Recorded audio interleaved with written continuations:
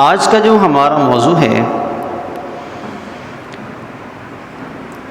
حالیہ دنوں میں سندھ اسمبلی میں ایک قانون پاس کیا گیا جسے جبراً تبدیلی مذہب کا نام دیا گیا، اور اس بل کو لے کر علماء کرام کی طرف سے بہت شدید رد عمل اس کے انگیسٹ آیا۔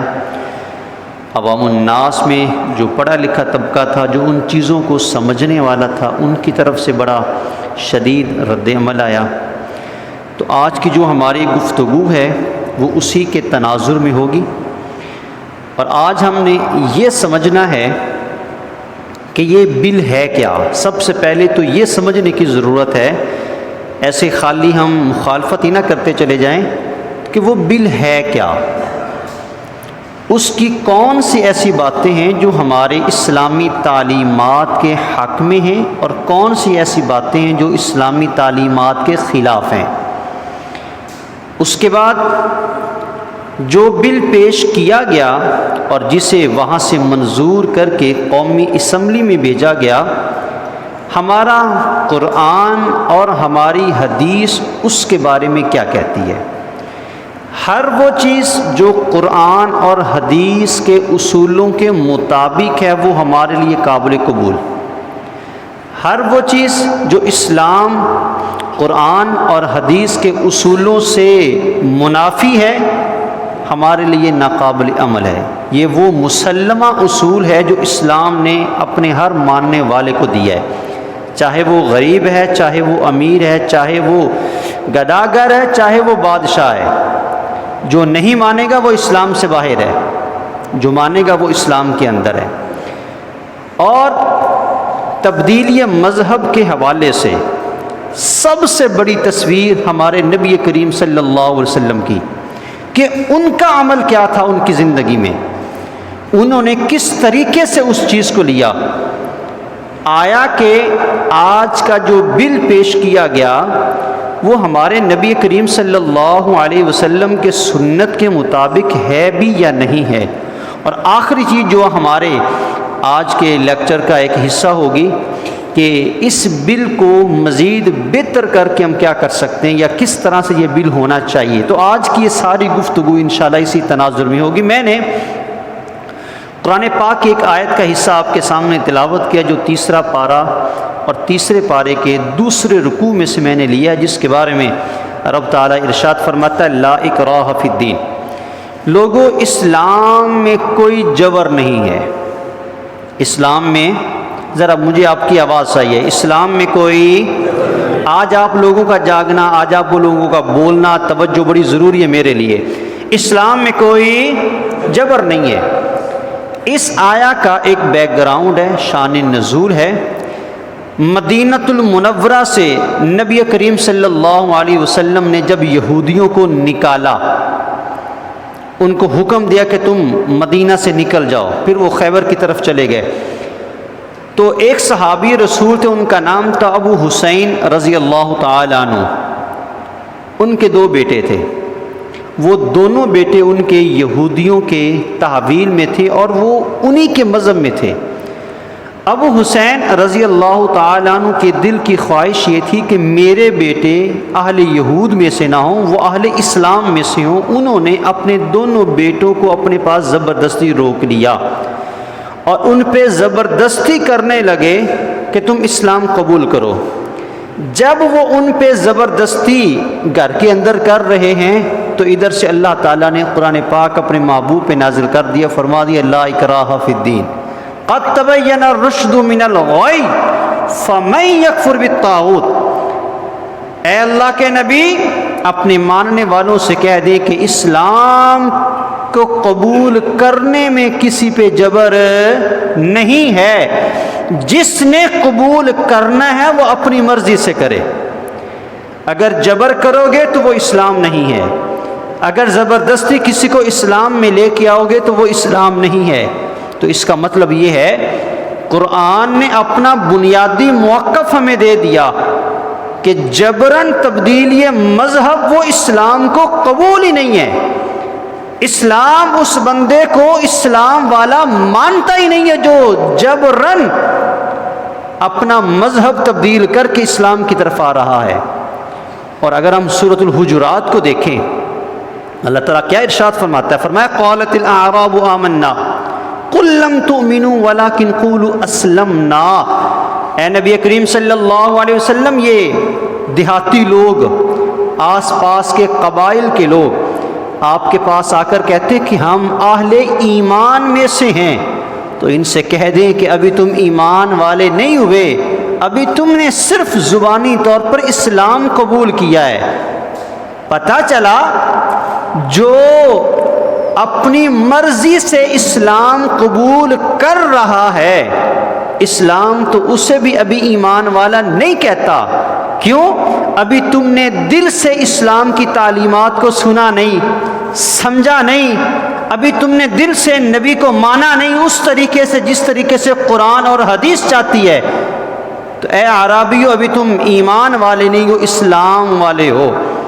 اور اللہ تعالیٰ نے بڑا واضح طور پہ ارشاد فرما دیا، فرمایا کہ وَلَوْ شَاءَ رَبُّكَ لَآمَنَ مَنْ فِي الْأَرْضِ كُلُّهُمْ جَمِيعًا۔ لوگوں، اگر رب چاہتا ساری انسانیت کو مسلمان کر دیتا۔ اگر رب چاہتا تو کیا کر دیتا؟ ساری انسانیت کو، کلہم جمیعا، ساری انسانیت کو اسلام والا کر دیتا۔ لیکن رب کو یہ منظور نہیں۔ رب کہتا ہے کہ کسی کو زبردستی اسلام والا نہیں بنانا۔ اگر بننا ہے اپنے ذہن سے بنو، اگر بننا ہے اپنے دل سے بنو، اگر بننا ہے اسلام والا تو اسلام کی تعلیمات دے کر اسلام کی طرف آؤ۔ زبردستی رب نے کہا کہ میں کسی کو اسلام کی طرف لے کے آؤں، اللہ نے اس چیز کو پسند نہیں کیا۔ یہ قرآنی آیات ہمارے سامنے ایک ماڈل ہے جو اہل اسلام کو یہ درس دیتی ہیں کہ اے اہل اسلام، تم میں سے کسی کو یہ حق حاصل نہیں ہے کہ تم کسی کا مذہب جبراً تبدیل کرواؤ۔ اور اس بات سے آپ سارے ہی واقف ہیں، اہل اسلام جہاں بھی گئے، جس ملک کو بھی انہوں نے فتح کیا، اس ملک والوں کو، شہر والوں کو 3 شرطیں بتاتے تھے۔ کتنی؟ دیکھیں مجھے آواز نہیں آ رہی، کتنی؟ 3 شرطیں۔ پہلی شرط کیا ہوتی تھی کہ اسلام قبول کر لو۔ اگر وہ اسلام قبول نہ کرتے، دوسری شرط یہ دی جاتی کہ تم پھر ٹیکس ادا کرو، جزیہ۔ اگر وہ اس کو قبول کر لے تو ٹھیک ہے، نہیں تو تیسری ان سے کہا جاتا تھا کہ اب لڑائی کے لیے تیار ہو جاؤ۔ اس کا مطلب یہ ہے اسلام اور اسلام والے کسی کو زبردستی اپنے دین میں داخل نہیں کرتے۔ اور یہ بھی تاریخ کا حصہ ہے، جتنے بھی مسلمان فاتحین دوسرے ملکوں میں گئے ہیں، اس ملک میں رہنے والے ہر غیر مسلم کی جگہ کی حفاظت مسلمان نے کی ہے۔ ان غیر مسلموں کی عبادت خانوں کی حفاظت مسلمان نے کی ہے۔ ان غیر مسلموں کے جو علماء تھے ان کی قدر اور ان کی حفاظت مسلمان نے کی ہے۔ اسلام اور اس دور میں اگر کوئی مسلمان ہوا تھا تو وہ مسلمانوں کا رویہ دیکھ کے مسلمان ہوا ہے، وہ مسلمانوں کا رویہ دیکھ کر، مسلمان حکمرانوں کی طرف سے ملنے والی عزت کو دیکھ کر وہ مسلمان ہوا۔ اسلام نے جبراً کسی کو اپنی طرف مائل نہیں کیا کہ تمہارے سر پہ تلوار ہے۔ اور اگر جبر کی بات کی جائے تو یہ بھی تاریخ کا حصہ ہے، یہ شروع سے کفر کا رویہ رہا، غیر مسلموں کا رویہ رہا کہ وہ جبراً مذہب کی تبدیلی کرواتے تھے۔ حضرت بلال حبشی رضی اللہ تعالیٰ عنہ کی قربانیوں کو کون بھول سکتا ہے؟ کیا ان کو انگاروں پہ لٹایا نہیں گیا؟ کیا ان کو تپتی ہوئی ریت پہ لٹایا نہیں گیا کہ تم اپنے نبی کا کلمہ چھوڑ دو؟ کیا اہل اسلام میں سے کوئی ایک ایسی مثال دکھا دو کہ جس میں مسلمانوں نے کسی غیر مسلم پہ یہ ظلم کیا ہو کہ تم جبراً ہمارے دین میں آؤ؟ صلح حدیبیہ کا موقع ہے، ابھی معاہدہ لکھا جا رہا تھا مسلمانوں اور قریش مکہ کے درمیان۔ ایک صحابی رسول خباب بن ارت رضی اللہ تعالی عنہ مکہ میں کافروں کی قید میں تھے، وہاں سے بھاگ کر آئے، ہاتھوں میں بیڑیاں، پاؤں میں بیڑیاں، بڑی مشکل سے بھاگ کر جب آئے نا نبی کریم صلی اللہ علیہ وسلم کی بارگاہ میں، اور آ کر عرض کی کہ یا رسول اللہ یہ کافر بڑا ظلم مجھ پہ کرتے ہیں اور کہتے کہ تم اپنے نبی کا کلمہ چھوڑ دو، آقا میں آپ کے پاس رہنا چاہتا ہوں۔ تو سہیل ابن عمر جو معاہدہ لکھوانے کے لیے آیا تھا، اس نے کہا کہ اے محمد صلی اللہ علیہ وسلم معاہدے کے مطابق آپ اس کو ہمارے پاس بھیجیں، ہم آپ کو نہیں دیں گے۔ اور میرے نبی کریم نے اپنے مسلمان کو ان کے حوالے کیا، معاہدہ کیا جا چکا تھا۔ اسلام جبر کا قائل نہیں ہے، اسلام تو محبت کا قائل ہے۔ اب یہ جو بل، یہ پچھلے چند سالوں سے یہ کوشش کی جا رہی ہے، اس کی سب سے بڑی جو مین خرابی اس بل کی ہے، 18 سال سے پہلے کوئی غیر مسلم اسلام کی طرف نہیں آ سکتا۔ بھائی کیوں نہیں آ سکتا؟ جب قرآن نے کوئی قید نہیں لگائی اسلام لانے کے لیے، جب حدیث نے کوئی قید نہیں لگائی اسلام قبول کرنے کے لیے، تم کون ہوتے ہو یہ رکاوٹ ڈالنے والے کہ 18 سال سے پہلے؟ اور اسلام کیا کہتا ہے؟ اسلام یہ کہتا ہے 12 سے 15 سال کے دوران ایک نوجوان بچہ بالغ ہو جاتا ہے۔ 12 سے بولیں ذرا، 12 سے 15 سال کی عمر کے دوران ایک بچہ لڑکا بالغ ہو جاتا ہے۔ جس دن وہ بالغ ہو گیا وہ مکلف ہو جاتا ہے شریعتی احکام کا۔ وہ اگر مسلمان ہے تو نماز روزہ اس پہ لازم ہے، اگر وہ غیر مسلم ہے تو قیامت والے دن اگر وہ نان مسلم ہو کر مرتا ہے تو جہنم میں جائے گا۔ اب میں سوال کرتا ہوں ان تمام لوگوں سے جنہوں نے یہ بل پاس کیا کہ 18 سال شرط ہے اسلام قبول کرنے کے لیے، ایک بچہ 14 سال کی عمر میں بالغ ہو گیا، 4 سال تمہارے مطابق وہ نان مسلم رہے گا، اگر ان 4 سالوں میں اسی کی موت ہو جاتی ہے تو بتاؤ قیامت کے دن وہ کس کا گریبان پکڑے گا؟ کون ذمہ دار ہوگا اس چیز کا؟ 18 سال کی شرط لگا دی، یہ پہلی غلط شرط تھی۔ دوسری شرط یہ لگائی گئی اگر کوئی بندہ 18 سال کے بعد قبول اسلام کرتا ہے وہ جج کے سامنے پیش ہوگا، جج کے سامنے پیش ہو کر اپنا بیان ریکارڈ کروائے گا۔ بیان ریکارڈ کروانے کے بعد 15 سے 21 دن اس کو علیحدہ ایک جگہ پہ رکھا جائے گا، جہاں پر اس لڑکے کو یا اس لڑکی کو یا اس خاندان کو اس کے دین کے علماء سے ملایا جائے گا، جو اس کی ذہن سازی دوبارہ کریں گے کہ نہیں بھائی واپس آؤ۔ اگر 20-22 دن کے بعد بھی وہ اپنی جگہ پر قائم رہتا ہے، دوبارہ وہ مجسٹریٹ کے سامنے جائے گا اور جا کر اپنا بیان ریکارڈ کروائے گا، اور پھر جج کی طرف سے یہ لکھا جائے گا کہ اب یہ بندہ مسلمان ہے۔ کیا نبی کریم صلی اللہ علیہ وسلم کے پاس جتنے بھی غیر مسلم اسلام قبول کرنے کے لیے آئے تھے، کیا نبی کریم نے ان سے کہا تھا کہ جاؤ پہلے اچھی طرح سے سوچ کے آؤ؟ کیا نبی کریم صلی اللہ علیہ وسلم نے کسی کو کہا کہ جاؤ 15 دن علیحدہ جا کے بیٹھو اور غور کرو اور غور کر کے دوبارہ آنا؟ اس کا مطلب یہ ہے کہ جو بندہ اسلام اپنی مرضی سے لانا چاہتا ہے تم اس کو واپس بھیجنا چاہتے ہو، تم چاہتے ہو ابھی اور رک جاؤ، ابھی اور رک جاؤ، کیا پتہ تمہارا ذہن بدل جائے، تم واپس کفر کی طرف چلے جاؤ۔ اس کا مطلب یہ ہے کہ اگر وہ واپس چلا گیا تو اس کا ذمہ دار کون ہے؟ کون ذمہ دار ہے اس کا؟ اور یہ سراسر قرآن اور حدیث کے خلاف یہ ساری باتیں ہیں۔ آئیں ہم احادیث رسول سے استفادہ کرتے ہیں۔ حضرت سیدنا ابی محذورہ رضی اللہ تعالیٰ عنہ، یہ بعد میں اسلام قبول کے، یہ کہتے کہ میں بچہ تھا، بخاری شریف کی حدیث پاک ہے یہ، آپ کہتے ہیں کہ میں چھوٹا بچہ تھا، غزوہ حنین کے بعد نبی کریم صلی اللہ علیہ وسلم جب واپس تشریف لا رہے تھے تو ایک جگہ پہ نبی کریم صلی اللہ علیہ وسلم نے پڑاؤ کیا، رکے۔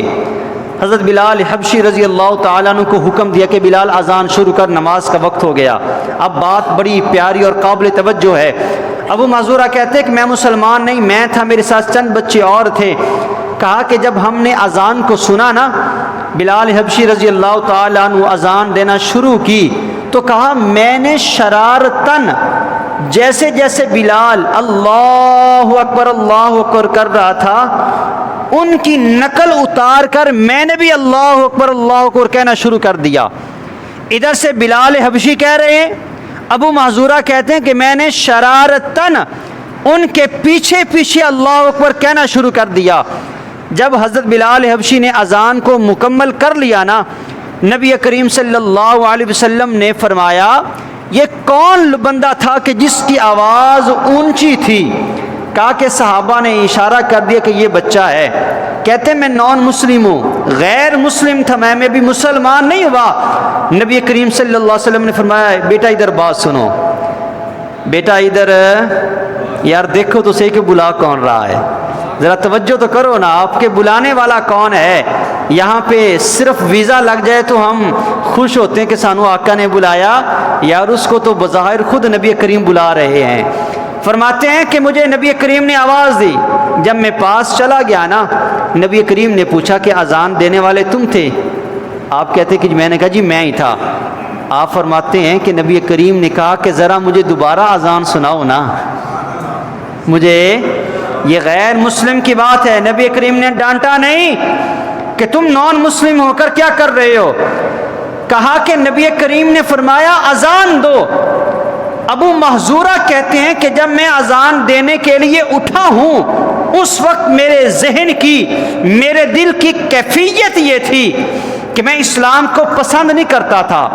میں نے بے دلی کے ساتھ اذان کہنا شروع کی، اور وہ کہتے ہیں کہ مجھے نبی کریم بھی پسند نہیں تھے، لیکن آپ کے کہنے پہ میں نے اذان شروع کر دی۔ کہا کہ جب اذان دے دی نا، اذان دینے کے بعد نبی کریم صلی اللہ علیہ وسلم نے مجھے تحفہ عطا فرمایا۔ آپ کی آواز آنی چاہیے، مجھے تحفہ عطا کیا۔ تحفہ ادا کرنے کے بعد میرے چہرے پہ نبی کریم نے ہاتھ پھیرا، میرے ہاتھوں پہ اور میرے سینے پہ ہاتھ پھیر کر اللہ کے نبی نے میرے لیے دعا فرما دی۔ کہا جب انہوں نے دعا کی نا میرے دل کی حالت بدل گئی، میرے دل کی حالت بدل گئی۔ کہا یہ وہی دل تھا جس میں اسلام کی نفرت تھی، نبی کے ہاتھ پھرنے کی دیر تھی کہ اسلام کی محبت آ گئی، اسلام کی محبت آ گئی۔ کہا میں نے عرض کی کہ اے اللہ کے نبی مجھے اسلام قبول کروا دیجئے، میں نے اسلام قبول کرنا۔ چھوٹے بچے ہیں، میرے نبی کی ذات انہوں نے کلمہ پڑھایا، یہ نہیں کہا تم ابھی چھوٹے ہو، 18 سال کا انتظار کر کے آؤ، بالغ ہونے کا انتظار کر کے آؤ۔ میرے نبی کریم صلی اللہ علیہ وسلم نے انہیں کلمہ پڑھا کر دارہ اسلام میں داخل کیا۔ ابو معذورہ کہتے کہ میں نے حضور سے عرض کی کہ یا رسول اللہ مجھے اجازت دیں، میں مکہ المکرمہ میں اذانیں دینا چاہتا ہوں، میں مسجد حرم میں اذانیں دینا چاہتا ہوں۔ نبی کریم نے ان کو مکہ کا مؤذن مقرر کر دیا۔ مدینہ المنورہ کے مؤذن بلال تھے اور مکہ المکرمہ کے جو مؤذن وہ ابو محذورہ رضی اللہ تعالیٰ عنہ تھے۔ یار چھوٹا سا بچہ اسلام قبول کر رہا ہے، نبی نے یہ نہیں کہا تم ابھی چھوٹے ہو۔ اور ایک اور بہت پیاری حدیث پاک حضرت انس بن مالک، یہ بخاری شریف کی حدیث پاک ہے۔ حضرت انس بن مالک کہتے ہیں کہ ایک یہودی لڑکا نبی کریم کو جب اس نے دیکھا نا، چھوٹا بچہ تھا ابھی نابالغ تھا، جب اس نے نبی کریم کو دیکھا تو وہ دل ہی دل میں آپ سے محبت کرنا شروع کر دی اس نے۔ ذرا محبت سے بولیں، ابھی آواز نہیں، ذرا محبت سے اور بولیں نا۔ وہ یہودی بچہ جو ہے جب اس نے نبی کریم کو دیکھا، آپ کی چال ڈال کو دیکھا، آپ کی مسکراہٹ کو دیکھا، تو وہ من ہی من میں حضور سے محبت کرنا شروع کر دی۔ وہ نبی کریم سے عرض کرتا ہے کہ میں چاہتا ہوں کہ میں آپ کی خدمت کیا کروں۔ ہے یہودی بچہ، میں خدمت کیا کروں۔ وہ کبھی کبھی کوئی نہ کوئی چیز نبی کریم کو لا کے دے دیتا، جس کی ضرورت ہوتی حضور کو وہ پوری کر دیتا۔ ایک دن ایسا ہوا، کافی دن گزر گئے، وہ بچہ نظر نہیں آیا۔ میرے لجپال نے پوچھا صحابہ وہ جو لڑکا یہودی تھا وہ نظر نہیں آ رہا ہے، کافی دن ہو گئے۔ تو صحابہ نے بتایا کہ یا رسول اللہ وہ بیمار ہے، وہ بیمار ہے، گھر سے نکلتا نہیں ہے۔ آپ صلی اللہ علیہ وسلم نے صحابہ سے کہا کہ چلو ہم اس کی عیادت کر کے آتے ہیں، ہم اس کی، یار کرم تو دیکھیں، یہ کرم دیکھیں، غیر مسلم بچہ ہے۔ میرے نبی نے کہا، لجپال نے کہا، آمنہ کے لال نے کہا کہ چلو اس کی عیادت کر کے آتے ہیں، صحابہ کرام ساتھ ہیں۔ اس بچے کے گھر میں پہنچے نا، یہودی کا بچہ ہے، مسلمان کا نہیں۔ ابھی غیر مسلم ہے، وہ نابالغ ہے وہ۔ نبی کریم جب اس کے گھر میں تشریف لے کے جاتے ہیں، اس کا حال چال پوچھا تو نبی کریم نے فرمایا بیٹا میں تمہیں اسلام کی دعوت دیتا ہوں، تو اسلام قبول کر لے۔ اس نے اپنے باپ کی طرف دیکھا، اس کے باپ نے کہا کہ بیٹا جیسے یہ کہتے ہیں نا ویسے کر لو، جیسے یہ کہتے ہیں ویسے کر لو۔ پھر نبی کریم نے اس کو کلمہ پڑھا کر اپنا غلام بنا لیا۔ نبی کریم نے یہ تو نہیں نہ کہا اس کو کہ جاؤ یار پہلے بالغ ہو کے آؤ، پہلے بالغ ہو کے آؤ۔ نبی کریم نے اس کو کلمہ پڑھایا اور کلمہ پڑھا کر اپنا غلام بنایا۔ اس کا مطلب یہ ہے جب بھی اپنی خوشی سے اپنی مرضی سے کوئی اسلام قبول کرنا چاہے، کسی کو حق نہیں ہے کہ اس کو روکے۔ یہ تو قرآن و حدیث کی بات ہے نا۔ آپ اقوام متحدہ کا جو منشور ہے پوری دنیا کے لیے، آپ اس کو اٹھا کے دیکھیں، اس کا آرٹیکل نمبر 20 اٹھا کر دیکھیں، واضح طور پہ لکھا ہوا ہے کوئی کسی کو مجبور نہیں کر سکتا نہ روک سکتا ہے، جو کرنا چاہے، جس مذہب میں جانا چاہے وہ جا سکتا ہے۔ چلو یار تم لوگوں نے قرآن و حدیث کی بات نہیں ماننی، اقوام متحدہ نے تو یہ آزادی اظہار رائے دیا ہوا ہے، تم اس کی بات مان لو۔ آرٹیکل 18 پاکستان کا جو آئین ہے اس میں لکھا ہوا ہے کوئی کسی کو روک نہیں سکتا۔ یہاں پہ تو روکا جا رہا ہے کہ 18 سال سے پہلے تم اسلام قبول نہیں کر سکتے۔ اسلام میں، قرآن میں، حدیث میں، نبی کی سنت میں کسی بھی جگہ پر یہ کوئی قید نہیں ہے۔ یار سب سے چھوٹی عمر میں اسلام قبول کس نے کیا؟ بولیں ذرا۔ حضرت علی المرتضیٰ 7 سال کی عمر تھی ان کی، اسلام قبول کیا انہوں نے۔ نبی کریم نے یہ تو نہیں نہ کہا یہ بھی تم بہت چھوٹے، تم بھی اسلام قبول کرنے کی عمر میں نہیں ہو۔ اسلام قبول کیا انہوں نے، اور آج ان کا یہ اعزاز ہے سب سے پہلے اسلام قبول بچوں میں علی المرتضیٰ نے کیا ہے۔ پتہ نہیں یہ کہاں سے ہم پر اللہ کی طرف سے مسلط ہو گئے کہ جو غیر اسلامی تعلیمات ہم پہ نافذ کرنے پہ تل گئے ہیں۔ آئے روز اسلام کے خلاف کوئی نئی سے نئی شرارت ہمارے سامنے آتی ہے۔ اور اگر میں بات کروں قرآن کی تو قرآن میں ایک صحابی رسول کا نام ہے، ان کا نام ہے زید بن حارثہ۔ کیا نام ہے؟ ذرا بلند آواز میں کیا نام ہے؟ یار یہ وہ بندہ ہے کہ جس نے اپنے بچپن میں نبی کے لیے اپنے گھر والوں کو چھوڑ دیا۔ یار اس سے بڑی قربانی اور کیا ہو۔ ان کے والدین جب ان کو لینے کے لیے آئے نا، یہ نبی کے غلام تھے۔ حضرت خدیجۃ الکبریٰ رضی اللہ تعالی عنہا نے نبی کو یہ گفٹ کیے تھے۔ جب شادی ہو گئی یہ حضور کی خدمت کیا کرتے تھے۔ ان کے والدین کو پتہ چلا کہ بچہ ہمارا کسی کا غلام ہے تو یہ مکہ میں آئے۔ اب یہاں پر اسلام کا اصول دیکھیں، جہاں سے یہ ثابت ہوتا ہے کہ یہ بل اور اس طرح کی ساری سوچیں جو ہیں سراسر غلط ہیں۔ والدین نبی کریم کے پاس آئے، کہا جی ہم اپنا بیٹا واپس لینے کے لیے آئے ہیں، تو میرے نبی نے کیا فرمایا؟ مجھ سے نہیں، جاؤ پہلے زید سے پوچھو، اگر وہ اپنی مرضی سے تمہارے ساتھ جانا چاہتا ہے تو میں روکوں گا نہیں، اور اگر وہ نہ جانا چاہے تو میں لے کے نہیں جانے دوں گا۔ والدین زید بن حارثہ کے پاس آتے ہیں اور آ کر کہتے ہیں کہ ہم تمہیں لینے کے لیے آئے ہیں۔ تو انہوں نے عزت و احترام کیا اور کہا کہ بابا جان، ساتھ چچا بھی تھے، بابا جان آپ کا عزت آپ کا احترام دل میں بہت ہے لیکن نبی کا در چھوڑ کے نہیں جا سکتا۔ نبی کا در چھوڑ کے کہا بیٹا یہ تم غلام بن کے زندگی گزار رہے ہو، کہا کہ بابا اس آزادی سے در مصطفیٰ کی غلامی لاکھ درجے بہتر ہے۔ میں اپنے ماں باپ کے ساتھ نہیں جاؤں گا، در مصطفیٰ پہ پڑا رہوں گا۔ جب نبی کی ذات نے ان کا یہ مقام دیکھا اور ان کی یہ بات سنی تو فرمایا آج کے بعد کوئی زید کو حارث کا پتر نہیں بلکہ محمد کا پتر کہا کرو۔ یہ عذاب پھر نبی کی طرف سے ان کو ملا۔ تو اسلام نے واضح طور پہ بتا دیا ہے اگر کوئی اسلام قبول کرنا چاہے اسے کوئی روک نہیں سکتا، اور اگر کوئی نہیں کرنا چاہتا تو اسے کوئی جبراً اسلام قبول کروا نہیں سکتا۔ یہ اسلام کا وہ مسلمہ قانون ہے جس کے ہم سارے پابند ہیں۔ اب اس بل کو ہونا کیسا چاہیے؟ اس میں سب سے بڑا مسئلہ جو علماء کرام کی طرف سے اسلامی تعلیمات کے مخالفت میں چیزیں وہ عمر کا مقرر کرنا ہے۔ اسلام نے کوئی عمر مقرر نہیں کی۔ ہاں اگر یہ بل کرنا ہی چاہتے ہو، پوری دنیا میں کوئی ایسا قانون نہیں ہے، کوئی ایسا قانون نہیں ہے کہ جس میں یہ کہا جائے کہ اتنی عمر ضروری ہے فلاں مذہب میں جانے کے لیے۔ یہ ہمارے لوگوں کو جو اسلام کے نام پہ جو ملک بنا ہے، اس ملک میں رہنے والوں کو اللہ ہوش کے ناخن دے۔ ہونا یہ چاہیے کہ اگر تم لوگوں کو اتنا ہی شوق ہے اس بل کا، اس کا جو سب سے بہترین طریقہ اسلام کے مطابق وہ یہ بنتا ہے، اگر کوئی بندہ اسلام قبول کرتا، کوئی نان مسلم ہے وہ، اس کا سب سے بہترین طریقہ ہے کہ وہ جج کے سامنے پیش ہو، جج کے سامنے پیش ہو کر اپنا بیان ریکارڈ کروائے۔ بیان ریکارڈ کروانے کے بعد جج اس بندے سے پوچھے، اس لڑکی سے پوچھے، اس خاندان سے پوچھے، بتاؤ اسلام کو کیوں تم قبول کرنا چاہتے ہو؟